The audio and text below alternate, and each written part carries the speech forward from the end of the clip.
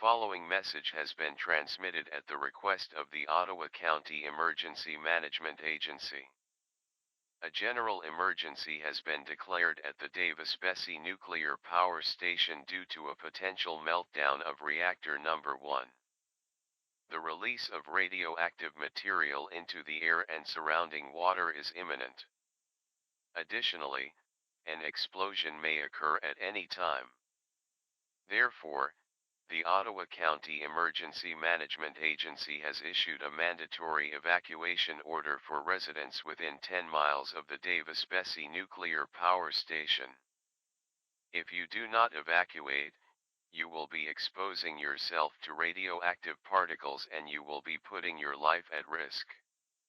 Residents in the evacuation area should follow these instructions: gather non-perishable food, water, medical supplies that can last 14 days.